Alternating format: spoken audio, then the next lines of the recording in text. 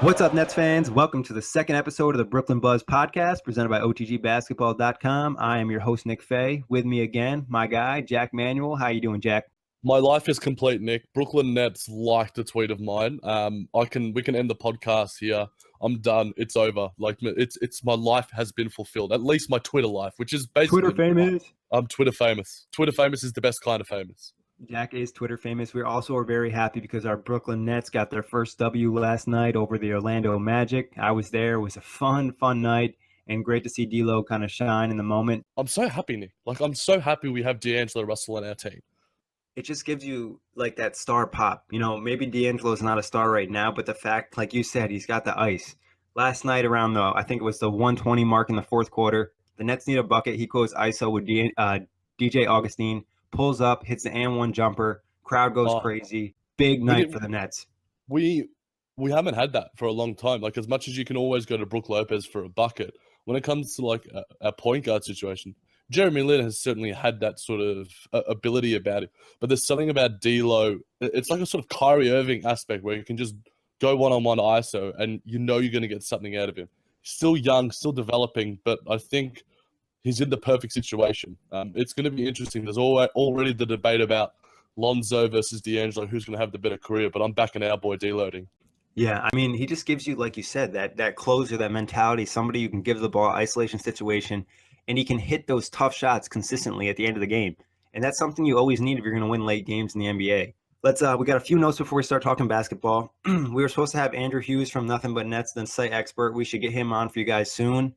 He's feeling a little bit under the weather, so hopefully Andrew feels better. Also, you can now listen to the Brooklyn Buzz podcast on iTunes, so make sure you subscribe to that. And as always, we mentioned, we're presented by OTGBasketball.com, so check them out and check us out on Twitter at OTGBasketball. But let's talk some Nets hoops. Before we talk about last night's game, we're going to talk about the first game of the season. It was a disappointment. There was some pros in it, but there was some really bad news that came out of that. And the Nets obviously lost 140-131 to the Pacers. And, the Nets leader, Jeremy Lin, went down for the season with a ruptured patella tendon. Terrible news, and just sucks to see that happen to Jeremy Lin, somebody who's such a great guy and, somebody you really enjoy on and off the court. Yeah, the fact that it happened to Gordon Hayward the night before, it happens to Jeremy Lin that night, and just the circumstances that it happened, you don't want injuries to happen at any time. And for me, they're the worst part of sports. Like, people can hate on whatever they want, but everyone wants to see the best players out there. And Jeremy Lin, he's a heart and soul guy for the Nets. He's a leader. I think his leadership is horribly underrated within that locker room. Yes, people say he's had an up and down year. He had an up and down year last year because of his injuries and stuff. But I think his impact off the court, within the locker room, Coach Kenny and Sean Marks love him. We all saw, for those that didn't check it out, check out Jeremy Lin's Instagram and Twitter page. Coach Kenny paid him a visit at the hospital. He had a successful surgery. There was talks about the fact that he may not even recover. There was a lot of these rumors flying around. It's a bad injury. It's a horrible injury, but the fact that the Nets and Jeremy Lin himself have come out and they said they're expecting to make a full recovery is positive news, because, you want a quality life, not only on the basketball court, but off the basketball court. So prayers up for Jeremy and also Gordon. Yeah, for sure. And I think, the fact you mentioned Kenny was there, it shows they have a special relationship. And Jeremy's a guy, like you said, they're not only miss on the court because he's that veteran guy. He knows how to run the offense, but he's a guy, I think he'll be back at some point on the bench, but he's a guy that can kind of help the young guys. He's a really smart dude. This is a guy who went to Harvard. So he obviously has a high basketball IQ. I think sometimes for Jeremy, his body just can't keep up with his brain because he obviously sees everything so well. So I think, having him on the sidelines, hopefully when he makes a recovery, will really help the young guys. Obviously, D'Angelo, Karis LeVert, even Spencer Dinwiddie, Isaiah Whitehead, any young guy that has the ball in his hands. Jeremy's been in the league for a while now. So we're wishing him, like you said, a full recovery. I think the fact that the Nets are saying that they expect a full recovery, the injury probably isn't as bad as we anticipated. But let's talk about the Pacers and Nets game. What stuck out to you? What disappointed you in this game? I think I'll echo the sentiments of Coach Kenny here. I think the defense is something to be desired. We could say the same thing about the Magic game. To concede 140 points to a team with as much as Miles Turner is a great player, Victor Oladipo can slam some dunks. Sabonis can nail a shot every now and then. They don't have any elite talent on the offensive end, and yet we conceded 100. I remember reading somewhere as well the fact that I think it was the fastest paced game for like 10 years. There was like 117 possessions. It was back and forth, back and forth, back and forth. It was like a tennis match almost. But the fact that we conceded such a high score to a team that doesn't really have like a LeBron James, a Giannis Antetokounmpo, it was disappointing. And also, Mozgov and our bigs, their big situation, there's a question mark around that. Are we going to get bullied all season by those sort of guys? Miles Turner is great and on the rise, but when we come up against guys like Boogie, we mentioned in our first podcast, Boogie, DeMarcus, Cat, those sort of guys, Joel Embiid, who he bullied us in the preseason. It's certainly going to be a talking point throughout the year, how we can sort of protect that interior. Yeah, 100%. I think that's the easiest thing to look at is defense. The defense was bad. The transition defense was bad. Your front court defense was bad. They didn't protect the paint, and it was tough. Like you said, Mozgov, he just can't really move well. Booker's a little undersized. So against these elite 7-footers, like you said, a Miles Turner, a DeMarcus Cousins, a Joel Embiid, and Anthony Davis, and Nikola Jokic, these guys are really going to own the Nets unless they come up with something. And we saw that happen in the game last night as well. But another disappointing thing in the Pacers game, I think, the fact that the Nets turned the ball over 20 times.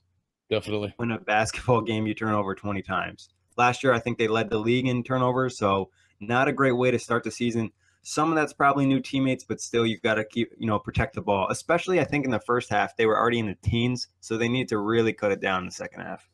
Yeah, and I mean, in a motion offense that the Nets run, there's always going to be turnovers. And I mean, the Golden State Warriors, when they were forming their new offense around Steve Kerr, had a high amount of turnovers, especially because they're passing so much, like the Nets are these days. But that's one thing that the defense and on the offense in terms of turnovers, I think that's going to be an emphasis for Atkinson throughout the season. And I think eventually that will get tightened up because as much as I think the efficiency comes with reps. Yep. It's been 2 games. There's always going to be that rust, no matter who you are. LeBron James said he wasn't fit after the first game, yet he still got 30 points and 16 rebounds. So it's going to come. Once you get those reps, once you hit that all-star break, if we're still around that mark, the turnovers haven't been, tightened up a little bit. That's when, the alarm bells will start ringing. But I think for now, we're just going to tighten it up a little bit. I think Spencer Dinwiddie coming into the lineup and getting more minutes will certainly help that, just as a low-key sort of move. Yeah, last year he was one of the most efficient players. I believe he probably didn't even average over 2 turnovers a game. And like you said, some of it's the offense, and obviously playing at such a high pace, you're going to have more turnovers. But it does hurt the defensive end too. If you are going to play that way, you need to make sure you get back on D. And there was a couple times in that game, Victor Oladipo had a pretty easy transition buckets, even Lance Stevenson's. That's not something you want to see. But we did have some positives too. Obviously, D'Angelo showed up in his first game as a net, dropped 30 points, 5 assists, 3 rebounds, shot over 50% from the field and from 3. So pretty impressive night from D'Angelo. Yeah, the fact that he only did it in 30 minutes as well, Nick, was just pretty impressive. Coach Kenny's known for not playing his guys, extreme minutes. He's almost the antithesis of Tom Thibodeau with his young guys. Brook Lopez probably barely scratched the 31-minute mark last year, and he was our number 1 offensive guy. So I think you can expect the same from D'Lo. The fact that he could do, and he had quite an efficient night. He shot 50% from the field. He was good from 3. His passing was good. It was almost a perfect opener for D'Angelo. And, I think his presence for the Brooklyn team this year is not going to be underestimated. He just brings so much to the city, so much to the town of Brooklyn, so much to the team. We could rave about it. We could change this from the Brooklyn Buzz podcast to the D'Angelo Buzz podcast, I reckon. I could speak all day about it. I mean, he does, and you could see it in that first game, just the ability. And I think, something we've seen in preseason, we've seen in these first 2 games is D'Angelo's passing ability.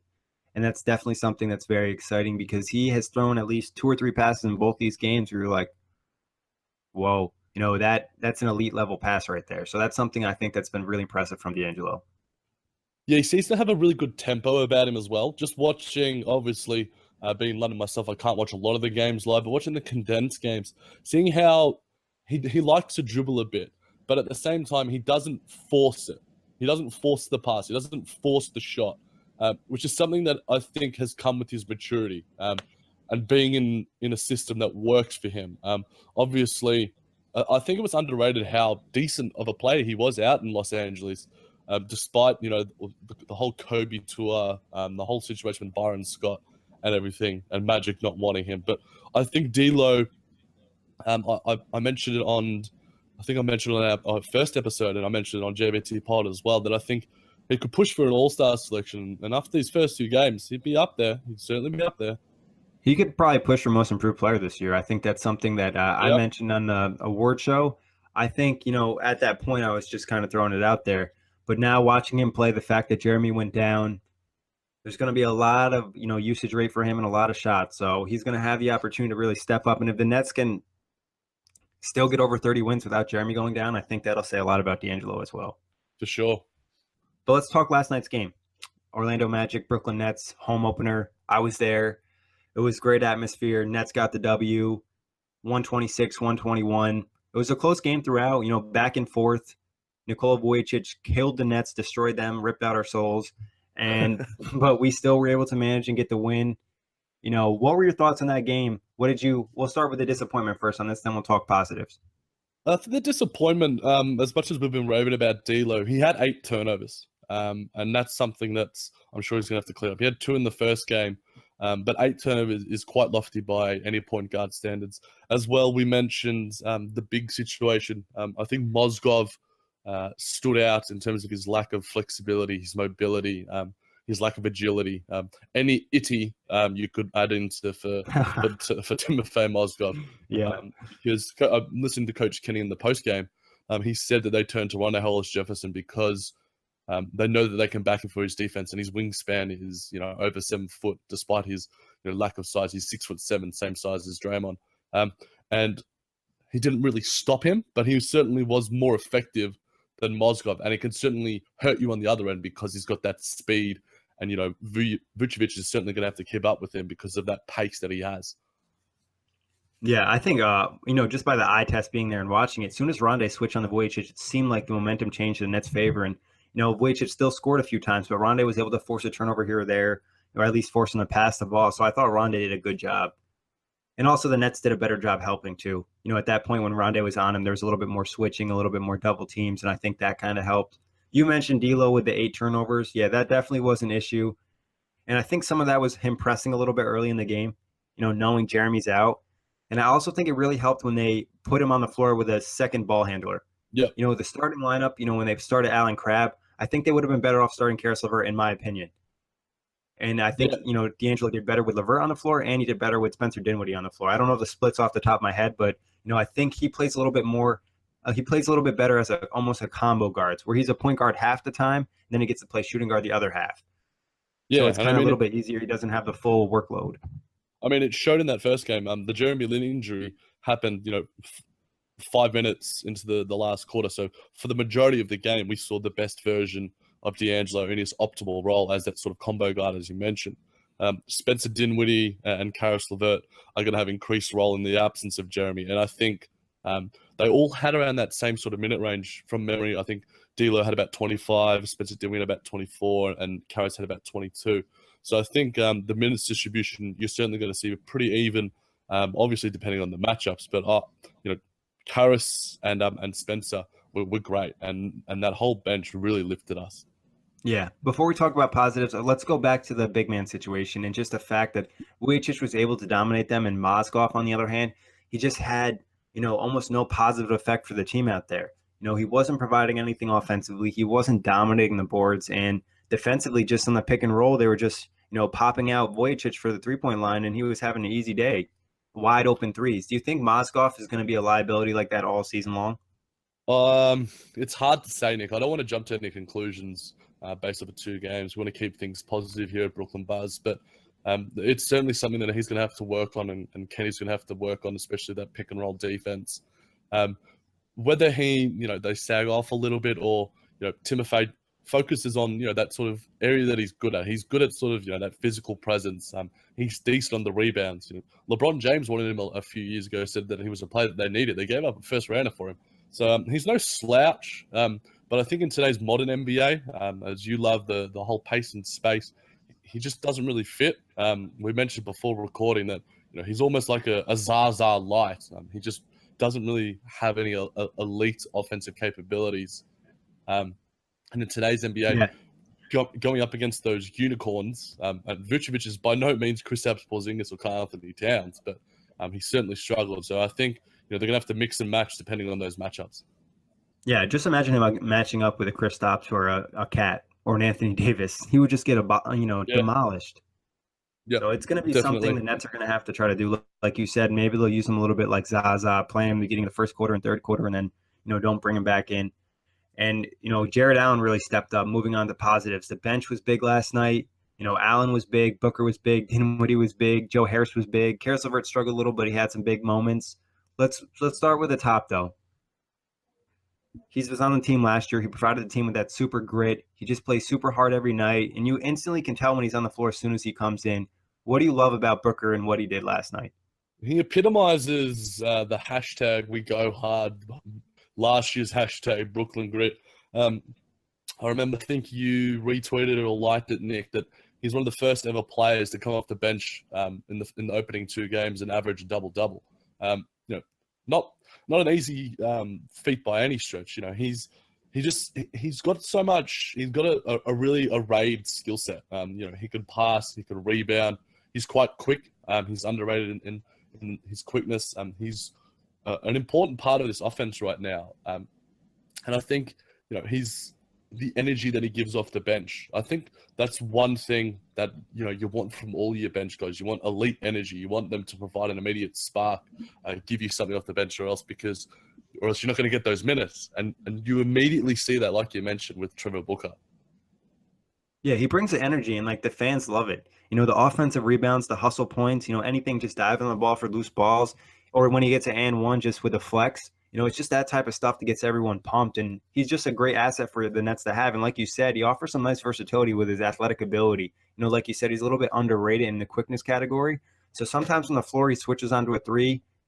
It's not so bad. So I'm really happy about Booker, and I would be tempted to start him in the starting lineup, but like you said, he just brings that energy and that pop off the bench. It'd be hard to do it. Let's talk Spencer Dinwiddie. Oh, go ahead, Jack. I was going to question you, Nick, on the fact that he's playing out of his mind right now, Trevor Booker. But if he keeps going like this and he increases his trade value, do you see a trade possibly happening at the All-Star break? Could you see a team sort of pouncing on him for either an early second rounder or a late first rounder? I could see a late first rounder. I think the Nets would probably only move him for a late first rounder. He's an expiring contract, and he still provides some value to the team. And the Nets do want to win games. They don't want to. There's no point in tanking. They don't have their pick. So I think if there's a good offer for him, they'll do it. But they're not going to trade him for nothing. I don't think they want to do that. And it just seems like Sean Marks and Kenny, they have a good relationship with a lot of these guys, and if they can keep them and it's not a great offer, I don't know if they'll move them, especially with a lack of veterans on this team. We kind of mentioned a little bit on the first one, but who knows? Somebody might be like, Booker's playing lights out. He can give us that rebounding, that energy pop that we really need. He's kind of like a versatile big you can play because, like we mentioned, you can play him a little bit at the 5, play him at the 4. He can switch a little bit, but we'll keep an eye on that all year long. Another guy stepped up on the bench, Spencer Dinwiddie. You could probably say he was the player of the game. He stepped up big. With Jeremy Lin out, we knew a point guard needed to play big, and Dinwiddie did that. He was a little bit more aggressive offensively in the second half yesterday, and it really showed, and he looked good attacking the rim, and you'd like to see it a little bit more out of him. He's playing like a vet. It's underrated. Like, you look at Spencer Dinwiddie, and just by the look of him, he seems so calm, composed. He's like the sort of, Jimmy and Nelson type, where it looks like Jimmy Nelson is a vet, literally, but Spencer Dinwiddie looks like, he's been out there for 10 years. He's 24 years of age. Yeah. He's got that vet vibe. And I just like his skill set. Again, I think the Nets are, in terms of the guys that they want guys that can do everything. That's where the NBA is moving these days, to sort of that positionless basketball. And you look at Spencer Dinwiddie, he's got some decent size about, a great passer. That's one thing. You mentioned his aggression. I think in the absence of Jeremy Lin, it's going to allow him to be a bit more aggressive, and rather than just sort of, as a bench guy, you're sort of prohibited by the fact that, okay, I've got to do well when I go on. I don't want to make any mistakes. But I think because despite he may start in a couple of games depending on matchups, because as you mentioned, D'Lo works better with the ball handler. And listening to some other podcasts, they like the fact that Spencer Dinwiddie could be as a starter. It hurts our bench depth and energy. But I wouldn't be surprised if he does push into the starting lineup at some stage this season. Yeah, we're going to talk starting lineup in a little bit, but I think Dinwiddie's definitely a guy you have to consider. Like you said, defensively, I think he's underrated, and that length and wingspan allows him to defend multiple positions, and I love switchability. So that's a reason I love Spencer. Another guy who got some minutes, I don't think he got any minutes in the first game, and that was Joe Harris. And I mean, this dude's stroke is looking smooth as hell. Like his 3-point shot, even on the misses, is looking like it's going in. Yeah, Coach Kenny mentioned it after the game, the fact that he always you're going to get a bucket or two from Joe, but he also really liked the defensive end as well. You can't purely be a Swaggy P type. Even these days, Swaggy P's playing some defense. I mean, you have to with Golden State. But I think Joe Harris, he seems to work really well at Barclays. Whenever he's at home, that hometown energy sort of seems to work for him really well. We didn't see him hit a DNP like you mentioned, Nick, in the first game against the Pacers. But if he keeps doing the things that he did against the Magic, he's unlikely to see any DNPs for the rest of the year. Yeah, I just love the pop he can bring offensively with, run a couple plays for him. And he just kind of sucks you into the corner spacing-wise because he's such an elite three-point shooter nowadays. Last year, I think he shot close to 40%. He said his goal this year is to shoot over 40. It looks like a real possibility. Before we get off of last night's game, let's talk Jarrett Allen real quick. He got some minutes last night. Like we said, he didn't play in game 1. He played in game 2, and he showed up big. I think he already had 3 dunks in his first game, blocked the shot, and you could already feel his, impact with that length that he has. I heard the comparison a million times, Nick, and I'm going to bring it up again. DeAndre Jordan career is on the horizon for this kid. But if anything, I actually like his versatility a bit more than DeAndre Jordan. He's got a bit more quickness about him. His wingspan is huge. But he's in that pick and roll with D'Lo. Can you imagine that for the next 10 years, just those two guys doing the pick and roll? Because D'Lo is an elite offensive, an elite shooter, and Jarrett Allen is becoming a very good rim runner, and he's just that stuff that that's ESPN top 10 Sports Center stuff right there. There was some great signs from a guy who's a baby. He's one of our youngest ever players. He's a baby. And you can see it in his frame. I'm sure that afro probably weighs about as much as he does, but he's a great prospect, and Sean Marks must be credited for the pick because we got a guy. Yeah, I mean, I think going to the season, a lot of people said G League, but now it looks like he's going to see minutes this season, and like you said, he's shown a lot. The DeAndre comparison, obviously needs to put on more size. But I think the fact that he's been working on his jump shot a lot looks very good for the Nets. I don't know if he'll ever want to get to the size of DeAndre. Maybe he'll stay a little bit slimmer and a little bit quicker, like a Tyson Chandler body type. So somebody to definitely keep an eye on, and another exciting piece for the Nets. And they might have, struck gold again in the middle rounds. They already got Karis LeVert last year. They get Jarrett Allen this year. Some really good draft picks from Sean Marks, especially lacking the lottery picks. Definitely. I'm going to put a hot take out there for Jarrett Allen, Nick. And I mean, we're going to have to do the Brooklyn Buzz podcast for a few years for this to happen. But I reckon Jarrett Allen is in the Defensive Player of the Year conversation at some stage in his career. Whether it's 5, 6, 7 years down the track when he develops his body a little bit. They say that wings and bigs, you got to develop that frame a bit. Like Brandon Ingram still hasn't put on any mass despite what people might say. But I reckon he's got that flexibility about him where you look at like a Rudy Gobert and his skill set. You look at a Jarrett Allen and his skill set. He's almost got a bit more versatility. He's almost got like the ability to switch like a Draymond. Not as elite as Draymond, not by any stretch. But he also defends the rim at quite a decent level. He's obviously his body and if he can stay healthy, knock on wood. Hopefully he stays healthy throughout his career. But just thought I'd throw a bit of a hot take out there for all our listeners. Yeah, I don't think that's too bad of a hot take. It's a real possibility. He has, like we mentioned, some of the elite wingspan and reach in the NBA with the length that he has. And I think he said that last summer that he was growing a little bit. So Jarrett Allen's definitely a fun piece to keep an eye on. But, obviously the Nets won, so they're 1-1. We have Atlanta on Sunday. Should be a good game. Hopefully the Nets can pull out another W at home. I got a few more questions for you before we get out of here. I got a fun one for you. Obviously, Jeremy Lin went down. He probably had the best hair on the Nets because he was switching up every time. Now, who takes on that role? It's hard, Nick. You've mentioned your love for the Jarrett Allen throw, as I mentioned. It's quite a large one. But I love D'Lo's dreads. I like Rondé's dreads. It might be a white boy thing. I can't do it. It's definitely a white boy thing. But D'Lo, I'm not afraid to say it. He's just a sexy dude. He's got this swagger about him. I love the little earring as well. It all just fits for him. And I'm infatuated with D'Angelo. But him and Rondé, Rondé and Jarrett Allen are probably your top three right now.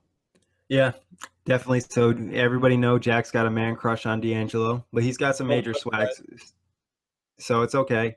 I'm going to go with the rookie. I'm going to go with the fro. You don't see it much. You don't see it much in the NBA anymore. And, his fro is no joke. And he's a rookie. So I don't know. He's got the option to really mess around with it for the next few years. But I like it. I like that. He gives a good vibe coming into the league. It gives him a little advantage defensively, a few more inches. I like that call. I like it. Jump up. He could probably hit the top of the rim with that hair. Yeah, I think easily too. He's got the hops. But we talked starting lineup a little bit before.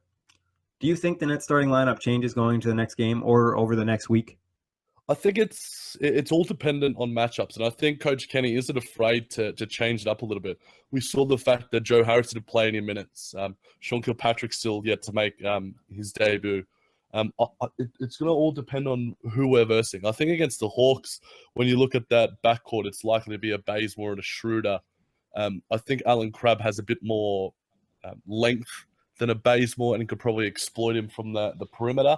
But at the same time, Spencer Dinwiddie has that flexibility as well and is a decent playmaker. So I wouldn't be surprised if Spencer Dinwiddie makes a start, or even at some stage, Caris LeVert. I think Dinwiddie has a bit more poise about him than Caris LeVert right now. Caris is certainly still learning the game, and it's certainly his second year. But Spencer Dinwiddie seems to have a bit more calmness, a bit more. He just seems to be able to run things and run the show in a way that Caris has a bit more hyper sort of youthful energy that I think he's going to get under control throughout the year. But I think it stays the same. Why mess with the winning formula? And going against Atlanta, who are probably going to be around that mark where we are this year, it's going to be important that we bank these wins. Yeah, I think Caris is pressing early. I could kind of see it last night. He just looked a little uncomfortable. He airballed the three. He just needs to attack a little bit more and kind of get his rhythm. Attacking the rim, his length is underrated, and he's somebody who can really, get past his guy. It's a really nice hesitation move. He got a few bigs on it last night a few times. So I think, Caris just needs to attack the rim a little bit more. I would probably like a change in the starting lineup. I think D'Angelo, like I mentioned, does better with a second ball handler. If that's Dinwiddie or Caris LeVert, I think I would probably go with LeVert. He's youthful, like you said. He's going to make some mistakes, but he's not going to need to have the ball a ton. And playing with D'Angelo will be able to kind of set things up. And I mentioned this before. I really like that relationship. I don't know if you saw last night. D'Angelo hit Caris for an and-one layup. And after the play, he ran over to him and was all hyped up. So I think that's a relationship I want to see develop. And I think that's, the future of the Nets right there is this could be your guard duo of the future, Caris LeVert, D'Angelo Russell. So why not let them start now? Dinwiddie, I want to see Dinwiddie play a lot more minutes, though. I still want to see his minutes jump. I just don't think he needs to be in that starting lineup because we need a backup point guard. And I don't know if Isaiah Whitehead can do that. I know Spencer Dinwiddie can do that, and I'm comfortable with him running the show. Yeah, so I think keep him in the role, find him some minutes to kind of, play him with D'Angelo a little bit too. But I think I would like Caris in the starting lineup because I think they need another ball handler. Unless Rondé is going to really start handling the ball a lot, I would mess around with it. Yep, that's fair. That's definitely fair. I don't know if we mentioned it, but DeMarre Carroll, that's a guy who I want to give him a quick shout out because he was a salary dump and he's looking great. I know a couple people, I think Bobby Marks said he looks like Atlanta DeMarre Carroll. He had a couple big baskets last night. His legs look a lot better. So I think he's a nice piece for the Nets moving forward. And he's going to impress people this year and it's going to help the Nets, be a little bit better than people thought. Yeah, and I mean, we talk about the fact that Timofey Mozgov was a salary dump and he's not really adding much, but DeMarre Carroll is anything but a dump. He's contributing on all ends of the floor. Yeah, both ends of the floor, definitely. He's developed. He's harked back to his Atlanta days, like Bobby and you mentioned. Also, the fact that we add that sort of veteran leadership as well. He's he's been on winning franchises. That Atlanta team was like a 60-win team. Funnily enough, with Coach Kenny developing that relationship. So I think having DeMario Carroll to sort of step up in the leadership sense in the absence of Jeremy Lin is going to be beneficial, especially for guys like Karis LeVert, Spencer Dinwiddie, all those sort of young guys. I'm super happy with what we got with DeMario Carroll, and hopefully he can continue it throughout the season. Yeah, he's just like you said, with Lin going down, he's just like a stabilizing. There was a couple times last night the Nets needed a bucket, and Carroll went in and worked on Evan Fournier and got to the rim. So I think he still has some good vibes to him, and it'll be definitely fun to watch the rest of the season. For sure. But that wraps it up for today. Jack, as always, thank you for hopping on the Brooklyn Buzz. Guys, like I said, you can now subscribe to us on iTunes. You can follow OTG on Twitter at OTG Basketball. You can also follow Jack and I. My Twitter handle is at OTGNick. And I am at Jac Manuell JBT. A quick shout out for other podcasts on OTG. We have the NBA Outlet as our main pod. Jack does another pod with his buddy Nick Busink and JBT Pod. Corey Waldron, my host on the NBA Outlet, has Full Access Hoops. So make sure you check out all of our pods, and we're adding more. Blog Talk, iTunes, we're everywhere.